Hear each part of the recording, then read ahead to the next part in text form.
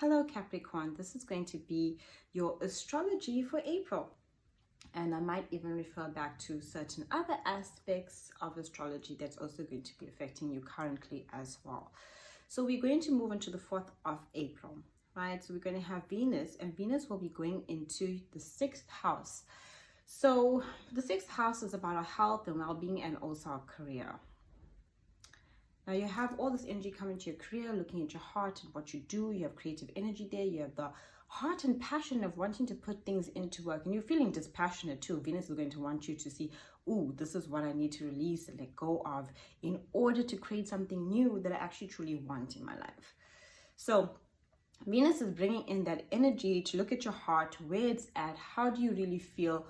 What do you want to cultivate in your life? Right? And when it comes to your work and also your health, about loving your body, taking more physical care of yourself, appreciating yourself and, what you can do with your body, and also looking to, just love yourself, love your body, love what you're doing. All of that is that Venus energy. And it will show you parts where you feel discontent, and that's only for you to reshift in order to find what you truly want and actually having that energy come to you. Then also on the 8th of the month, we're going to have the full moon. That's going to be in the 10th house. Now, 10th house is ruled by Capricorn, and Capricorn is ruled by Saturn. And Saturn is a planet of structure. It's about organization. And that's what really motivates you basically to be as hardworking as you are. You are an earth sign and you're ruled by this planet, which is Saturn, exalted in Mars, which is all about hard work and dedication. Right? And actually getting things done. Saturn, as you know, has moved into Aquarius. And Aquarius is more an air sign. Well, it is an air sign. And it's about the mind, right? And less about physically working and more mentally working. So now that the full moon is going to be in your 10th house, and it's actually a time where Saturn is restricted, right? Because when Saturn moves into Aquarius is where the energy is feeling restricted. Now, Aquarius is the energy of basically where it's of the mind, and oftentimes they are the ones that are different within a group. So feeling different within a group. Also of distancing, because they are the sign that are most of the time distant. So that's why now, as we have Saturn transiting Aquarius for this next 3 months, we have this energy of distancing and social distancing, watching ourselves, connecting more via like our technology, the internet, because basically that's also what Aquarius rules: technology, internet, all of those things, finding a different way to do things, and it's restructuring how we actually work in a society. Now you are ruled by Saturn, so obviously this would have an impact as well on you when your planet makes such change. And the full moon is in the 10th house, which is Capricorn, ruled by Saturn. So now you're going to be releasing how you actually put yourself out there. What do you want those around you to understand? You might even feel like you need to speak up, say something. Around the 10th house is public, our public image. So how people see us, how they perceive us, what do we need to say? What do you need to release within you? And also, because the 10th house is about the public, it's about where we receive rewards for everything we've been working for. So you kind of like having to release all the hard work you've been doing, really acknowledging yourself, your worth, voicing it out to others in that 10th house energy, making what your needs, wants public, speaking out, even if it's to close people in your home, letting it out how you feel, or even at work, whatever the case may be, where you feel things aren't right, talking about how you feel, feeling like you need to express yourself, releasing your public image of how you want to be perceived. See, because that's the thing about Capricorn. It has a way of how it wants to be perceived by others. And this is what's being released. Even your intimate relationships, wanting to break that down and actually being, this is who I am. This is what I need. That is all coming through. And also the need to slow down, because of the release in your 10th house. So it's like if we're releasing in the house of career and moving forward, we kind of have to hold back because we need to reevaluate, see how we need to move forward with things. What do we really want for ourselves? Where do we see ourselves going forward, especially in our career and working towards those things? So all of that's happening in your 10th house and also the public image. And also having this whole transit with Saturn Aquarius, which is a restrictive energy in the Aquarius zodiac, will affect you because you are ruled by Saturn. It affects us all globally, but for you, because that is your ruler, you really feel it. And for you, it's more, hard work, discipline, structure, being responsible, taking action, moving, getting things done. And now it's in the energy of Aquarius. And Aquarius is not so much, the physical labor of things, but more the mental labor of things. So it's going to leave you a lot of thoughts coming through and that you have to contemplate. And you're going to feel like you're thinking a lot. Lots of things are running through your mind. So many different things. How do you express what you're even thinking and feeling to others when it's moving so fast through you? In those moments, give yourself some time to actually process before you actually speak out. So allow for that to happen. Then the 20th, the sun moves into your 5th house. And then the 23rd, we're going to have the new moon in your 5th house, which is all about fun, creativity. It's also where we come up with ideas, even wanting to be an entrepreneur. It's also the house of romance. It's that energy in the 5th house of a good time.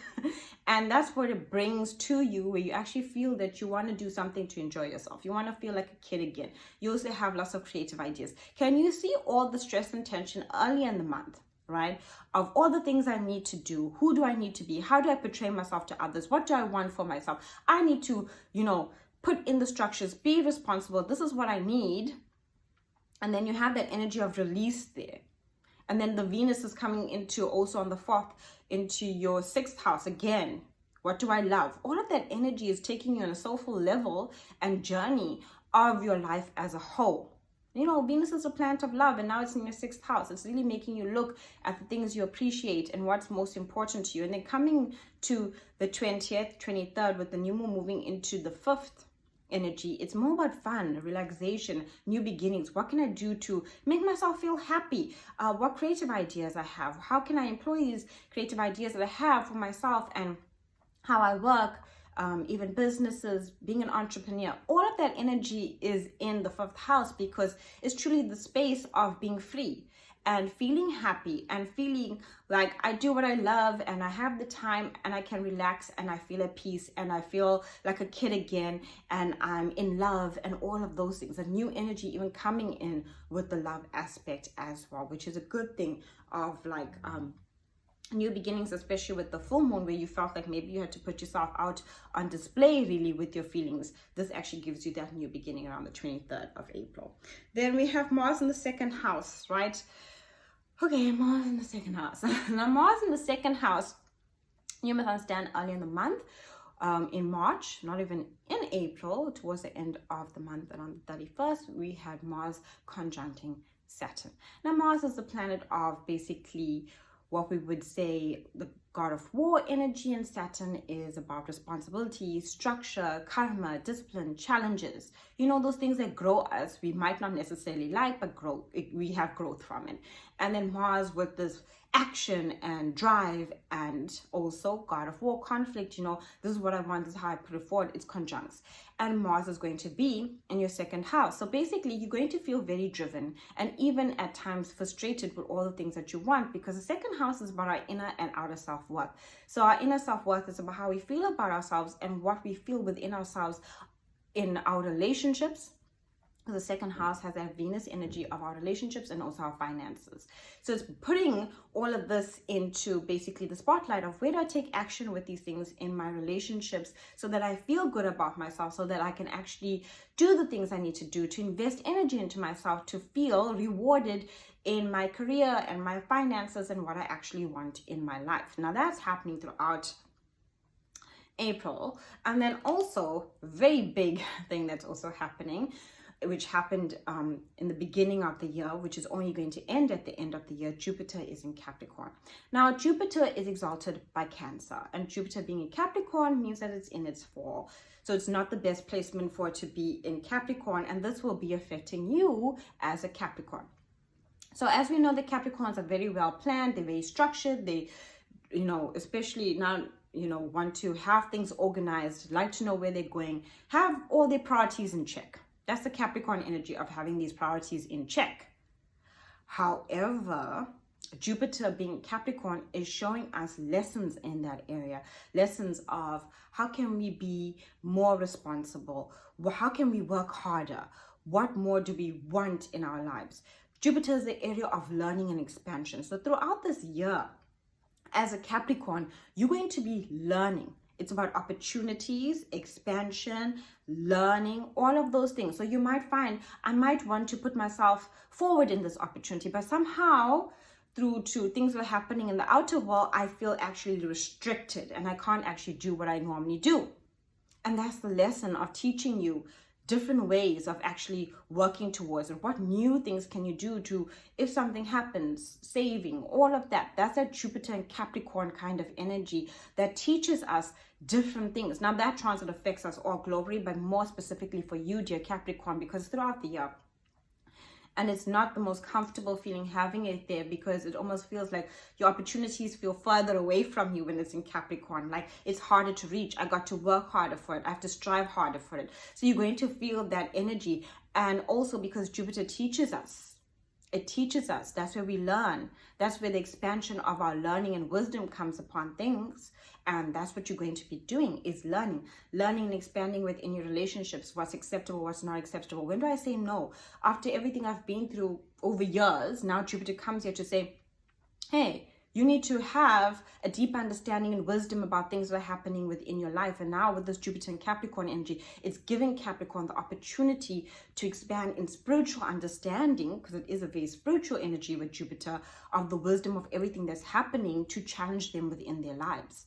So all the challenges that you face now, you're going to have to broaden your perspective on it. You're going to have to think outside of the box. You're going to have to act differently, respond differently. All of those aspects are coming in. And restructuring, because obviously Capricorn ruled by Saturn, it said structure, but Jupiter there. So learning about different ways to structure our lives. That's exactly what it is throughout of 2020. Just not for April, for 2020 as a whole. So it's a very important energy. It's very important for you.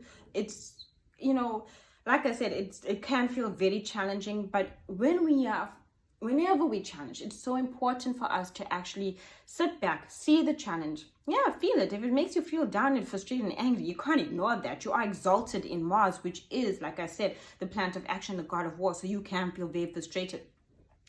Allow for that to happen, but then actually see, what new way can I rework the situations within my life so that I don't find myself here again? To basically look at things you've experienced years ago and see how now you have the opportunities to actually learn, like, I just shouldn't have done that. I should really change this about myself. I should really awaken this part of myself. Jupiter is all about awakening. It's about a shift within your understanding of everything that's happening when it comes to challenges within you. Thank you for watching.